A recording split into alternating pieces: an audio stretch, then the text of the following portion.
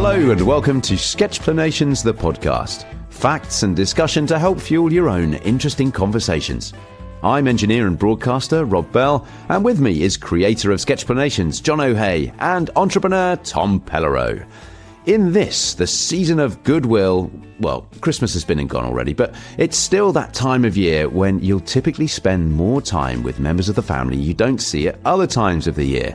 So, listeners, helpfully in this episode, we're tackling the second cousin once removed. Do you have one? If so, who is it? I mean, I've definitely heard of this term, but without looking at the sketch, I honestly couldn't tell you if I have one or not.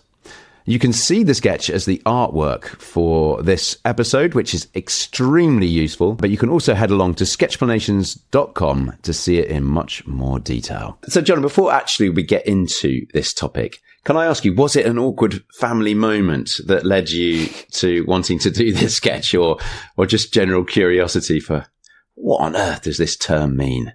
Who were my second cousins once removed? So it wasn't an awkward family moment, but I have had various discussions, mostly with my aunt, who's sort of the de facto family cataloguer, I suppose. Okay, that's good. You know, the person who has the knowledge about who's connected to who.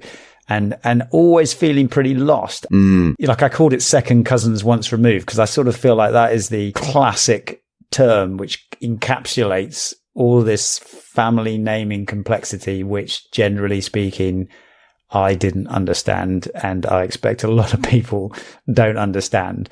And so there was just a bit of me going, why don't I know what this is? I mean, it's families, right? Like, how complicated can it be? It turns out it can be quite complicated, but it feels like it shouldn't be complicated. So you're right. Partly a personal exercise to go, right, let's sort this out. It is the de facto term for some relation somewhere in the family that's a little bit obscure. Come on then, let's talk about it. What is a second cousin once removed? Do you have any? Yeah, no doubt I do. But you might not necessarily see that side of the family that much. In fact, even when you go through, this is what this is, through the great grandparents, you actually go, they actually live completely different lives somewhere else in the country quite often. Now, it's not always the case, but it is the case of I've got quite close family up to my grandparents and my parents' siblings and things like that. And then there's lots more family who I don't really know and I don't really see. And that's why I don't tend to use these terms that much.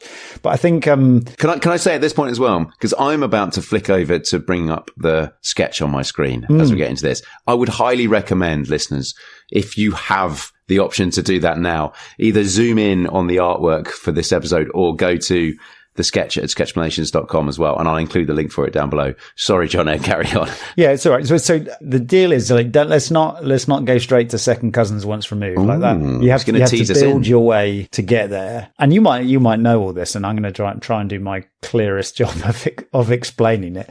But, typically people know their aunts and uncles and their cousin generally, and their nieces and nephews. But it sort of stops around there except for grandparents. And so the first or second thing, a first cousin is somebody where you share the same grandparents. And if you ended up with a second cousin, you share the same great grandparents. Now, what in practice that means, which makes, a ton of sense, is that who shares the same grandparents? Okay, so if you got your parents and you've got their siblings, they're your aunts and uncles. Yes. They have the same parents. Okay. If you go, your cousin is your aunts and uncles' children. Yep. And you share the same grandparents as your aunt and uncle's children. Yep. Is that right? So that's your first, because you've gone up to grandparents. Second is quite a stretch, which is where you're sharing the same great grandparents. Yep. Got it. And you can see this on the sketch. I'm looking at the family tree here in the sketch, and I can follow that quite nicely. Yeah, so you actually have to go up really quite a long way, not just your parents and your parents' parents, but your grandparents' parents, in order to find the connection between you and your second cousins. So 3 generations back. Yeah, I can see Tom's mind's exploding already. Are you looking at the sketch, Tommy, as we're doing this? Of course. And what's great is you've given me about 10 minutes so far on this podcast to really try and understand this in silence in the background. Yeah, so in the sketch, I've basically tried to put you right in the middle, And the most obvious connection is your parents and your parents' siblings, which is your aunt and uncle, and their children, which is what you normally know as your cousin. So your first cousins are those, your aunt and uncle's children. But if your aunt and uncle's children, as in your cousins, had children. Yes. And you have children, your children and your cousin's children are second cousins. Yes. Because they have to go through you, you're their parents, your parents, and then your parents' parents before you can go all the way back down the tree to your aunt and uncle, to your cousin, and down to them. Yes. So that's the connection between first and second. So that does happen, right? Definitely. Like if you have your cousin's children and your children in the same room, then you've got second cousins in the same room. And that's because you had to go all the way to their great grandparents before you found a connection. It's easier for me to follow this through my daughter. Yeah. Because I don't... Carry on. I'm going to keep thinking. Oh, okay. So the first and second is generations to your shared ancestor. And the once removed is a slightly funny one, I'll be honest. It's basically people being a different generation from you. And it does get quite confusing, I think, with your family and ages because people have kids at different times. It's quite easy to have somebody who is kind of a different generation from you, but is actually quite a similar age to you, as opposed to like nieces and nephews who are typically younger than you in most cases. But the once removed is whether you're in the same generation or above or below. So I've put in the diagram, I think the easiest one to do is, again, if you go to your cousins, so your aunt and uncle's children, if they have children, they are now a different generation from you.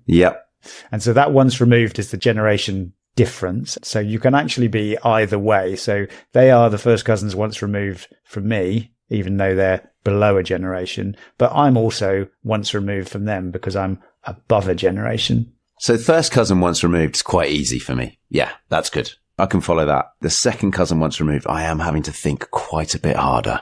Yeah, it's funny. When I did this sketch, I was like, okay, what is the minimum set of relations you need to put in place in order to illustrate this?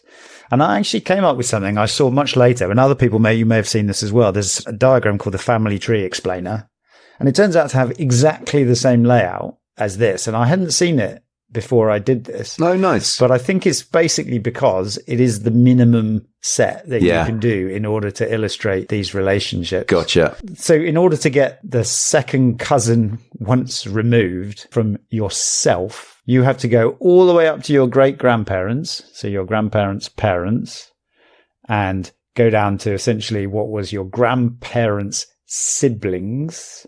Yeah. And they had children, and they had children. Yeah. And they've now reached the same generation as you. But then if your parents' cousins' children had children, they are now a different generation from you, and they're once removed, and they were also your second cousins. Don't get me wrong. I don't think this is easy, and I have to work quite hard, which is why I had to make a diagram. And I'm extremely conscious when I'm saying this, that it sounds really complicated, but it is possible to get your head round. And I think that the way to do it is the first, second, third is your generations between a shared ancestor, and the once or twice removed is your generations separating the cousins. Yeah. If I were going to go through this, I'd basically use your sketch, Jono, and I'd put names next to it. And then I'm like, okay, I can see what I'm going. The thing with me is I don't know who my parents' cousins are. I just don't know who they are. Isn't that interesting? Because it's not that far away, is it? Yeah. I've spent a lot of time with my cousins. Yes. And quite possibly my parents spent a lot of time with their cousins growing up. And yet, they developed their own sides of the family and might move away, as you say. And I think maybe there's a thing here about generationally and technology getting involved. We always come around to this. But, families can keep in touch more easily. It's exactly that, Tommy. It's exactly that. So if you do move to the other side of the world, because in our family, and this is my second cousin once removed, like the most exotic member of our family moved to Australia way back. And it's my dad's second cousin once removed, something like that. I couldn't tell you, but my dad talks about them all the time as though it's like, ooh, I spoke to them today. Jono, this is brilliant. And I think I'm getting close to getting it. And on that note of social media, I've just put a screenshot on my Denham Descendants, which is my mum's family WhatsApp group, so that we can all know who we are, because my mum is one of 4, so I've got 8 cousins on that side. I know them pretty well, and then quite a few of them have now had kids. I think in mum's sort of family there's probably now 12. So you are once removed from those kids, for example. Yeah, so I have my first cousins once removed on that side. There's about 12 of them, and I now know that my son Jack and my cousin Dan, his son Zach, they're second cousins. Yeah, that's really cool. Exactly. Zach and Jack, they get on very well. And Zach, who's actually going to come and work for me on a work experience next summer, so he is my first cousin once removed. Genius. Absolutely. What is also confusing is the once removed thing can either go up or down. And that's a classic English, right? I bet if this was in French, it would be first cousin once up or once down. Or, do you know what I mean? Like, I couldn't tell you, man. So my dad's cousin, Clive, who lives in South Africa, he is my first cousin once removed in the other way. So up, yeah. Clive and Zach are both my first cousins once removed, but one up and one down. Man, he's nailed it. Just starting to get it. I think basically these podcasts are me kind of learning something new. Can Tommy learn something new in half an hour? I appreciate for our listeners hearing our family members' names going back and across generations probably isn't the most compelling bit of content. And I'm sorry, listeners, I can't show you this as well, but it's great to watch the cogs in Tommy's head turning as he's working his way through this.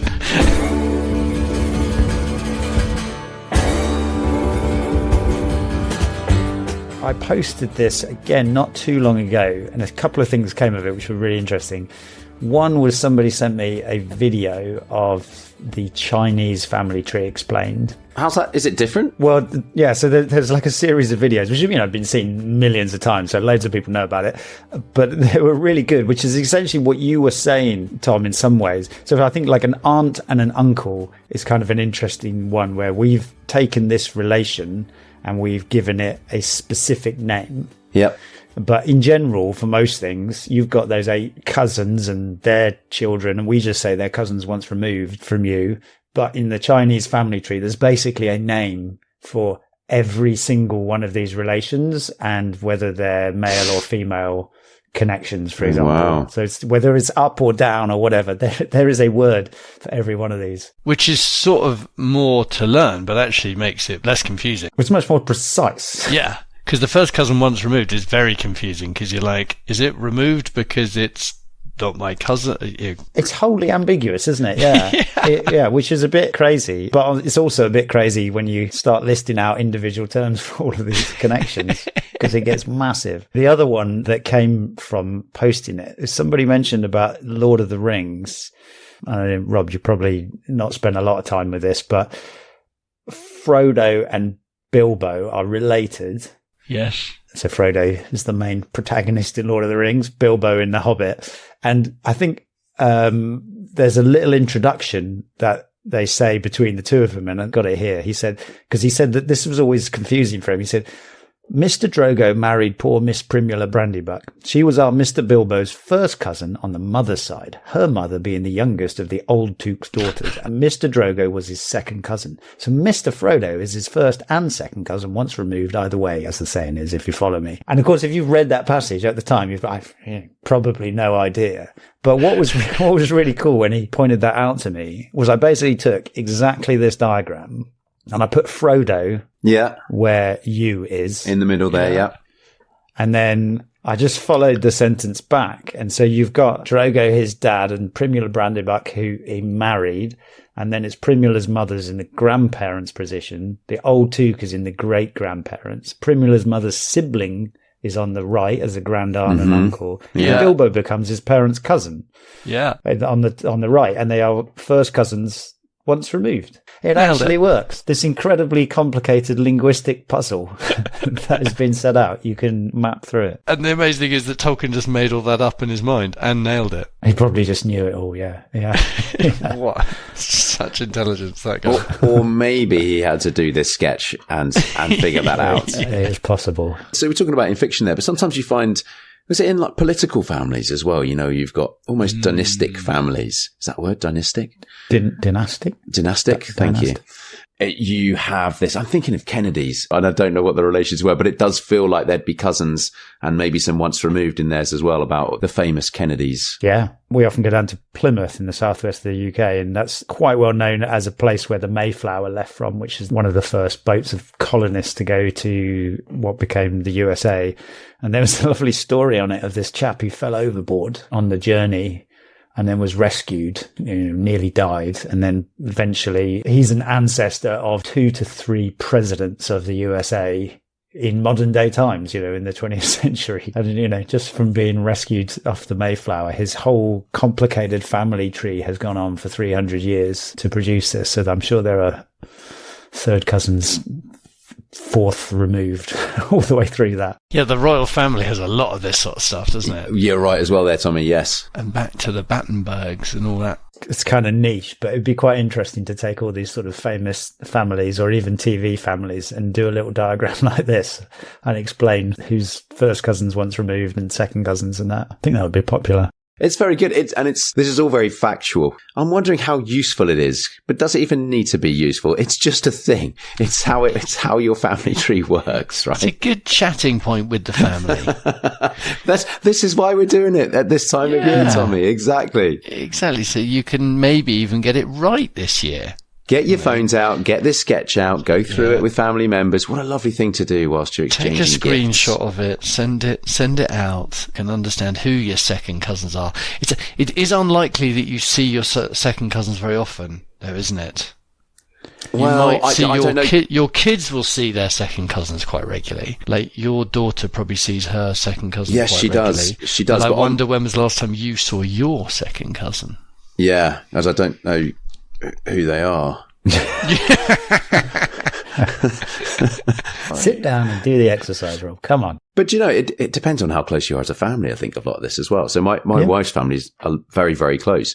She's spent loads of time with all of her cousins growing up. And thus now, as we're getting into the next generation, our kids and their kids all spend time together as well. That doesn't happen on my side of the family. So this is an obvious thing to say, but the more time you spend with your family, that probably the more likely you are to know who your second cousins and once, twice removed are. My aunt was quite well in touch with, I guess, her cousins. And we've done, over the last 5 or 10 years, a few meetups with sort of extended family, in a way, just to sort of meet extended family. I think it's interesting how quickly it gets sort of somewhat distant and confusing. And when we were at these things, I thought it was quite interesting to see if we can actually write this down and do the family trees, because you've actually got people there who know these connections, because I don't know them. Yeah. And I do think if you're still with your family over the holiday, it is a really nice thing to do, to take an elderly family member, or maybe that is you,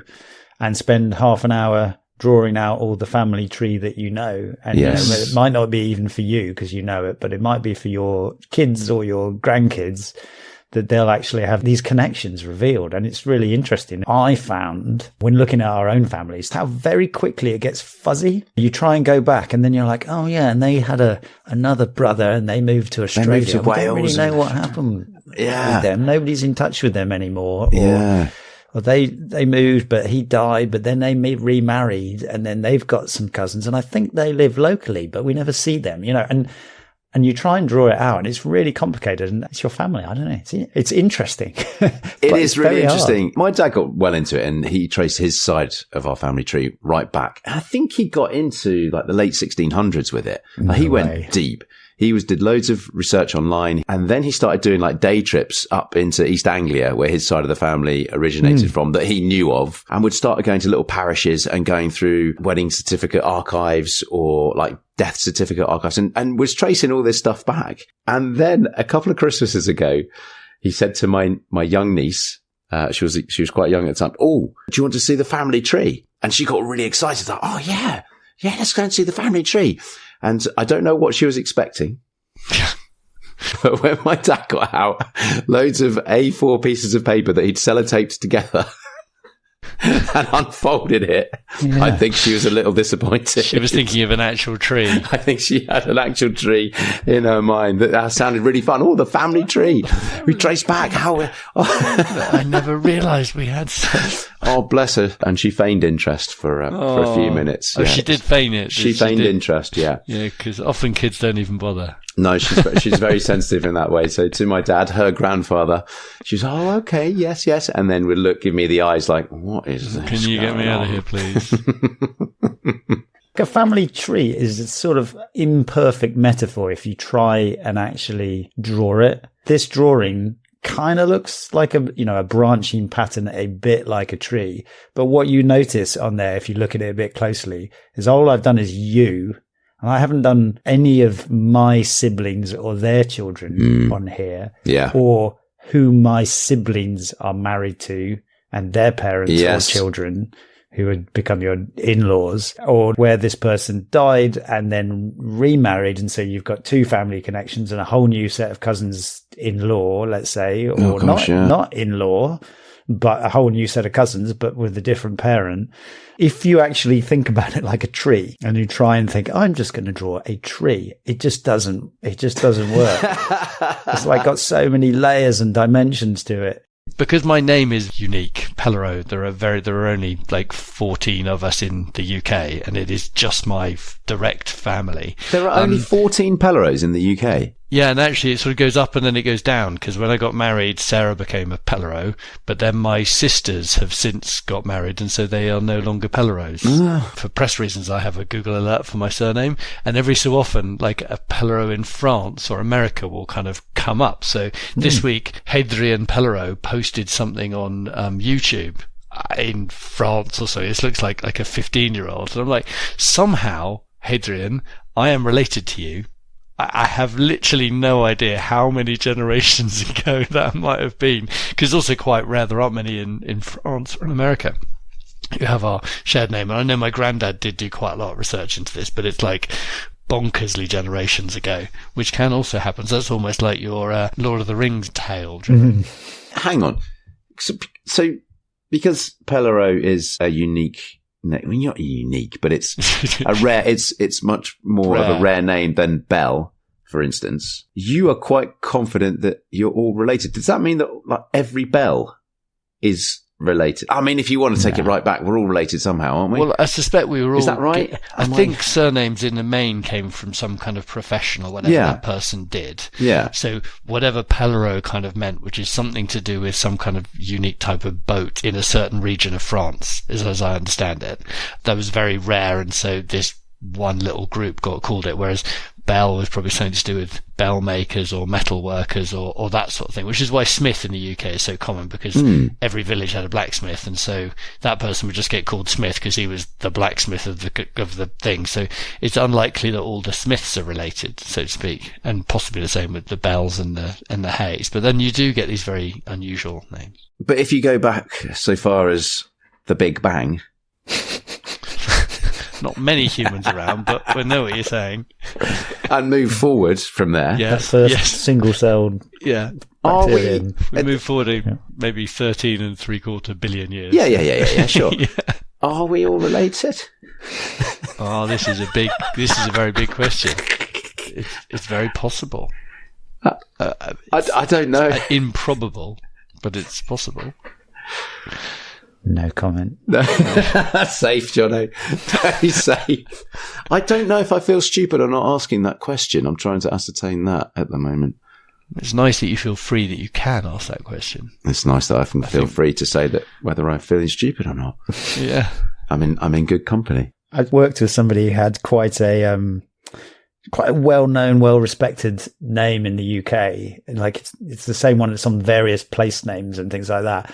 And there probably is a connection between him and many of these people. And he used to talk about these sort of cycles of boom and bust in his family. Yeah. And there was this person who made great fortune and was really well respected. And then it all went to like William, and William was a gambler and he lost it all. Yeah, the gambling. It's always the gambling. And then the family has been poor again for 3 generations. And then this guy did pretty funny, these stories. The other thing that pops up in my mind, and I know this through football, is the Icelandic system of naming.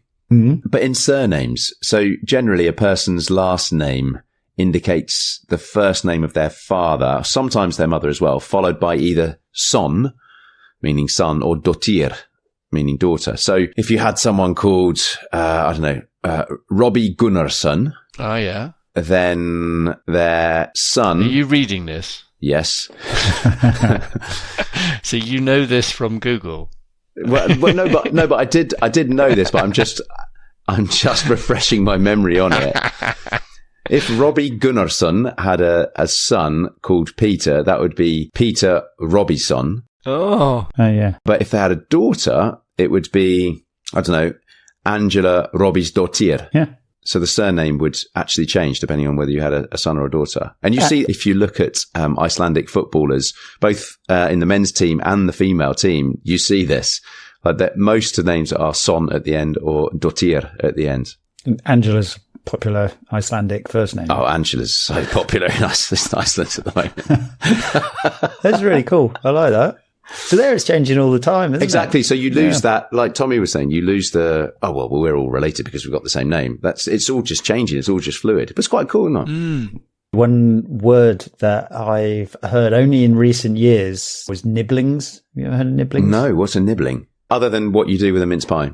Yeah. So it's a single B, so Niblings. It's a gender neutral term for nieces and nephews.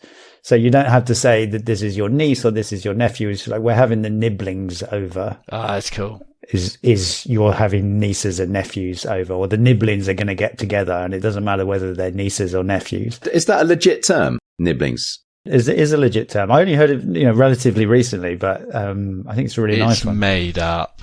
Can't be legit. Well, all words are made up. Yeah. Well, I'll give you one that's less common, like with the Chinese family tree. We have an aunt and an uncle, which is a male and female parents' sibling. And apparently you can have piblings, which is parents' siblings. Yeah.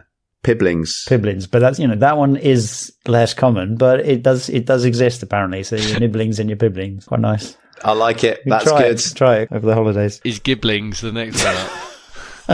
Grandparents. Yeah, why not? What are our conclusions from this chat, guys? Mine is I need to figure out who my second cousins once removed are. Yes. That's my homework, and there's never been a better time to do that. Or just straight second cousins. Yeah. I'm going to start calling my relatives by their proper names. I think that's cool. Uncle, cousin one, cousin once removed. That's excellent. It's excellent knowledge. You can live your entire life without knowing what these mean, and it's absolutely fine. But it's kind of interesting to be able to talk the lingo for it. It's a fun exercise. But well done, guys. Very, very good, Jono. Well done for holding that together. That was great. I appreciate listeners. That is a little tricky one to follow. So I urge you again to bring the sketch up and make sure that you can follow that as we go through and lay your own family names over the top of it. We just thought it would be quite a fun one to do at this time of year. So we will round off by wishing you all a fantastic remainder of the festive season, and we look forward to many more conversations about who knows what else in the new year. Go well, everybody, and stay well. Thank you. Cheers.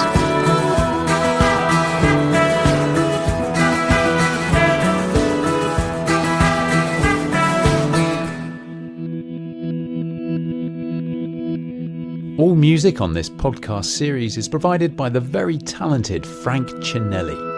And you can find many more tracks at frankcinelli.com.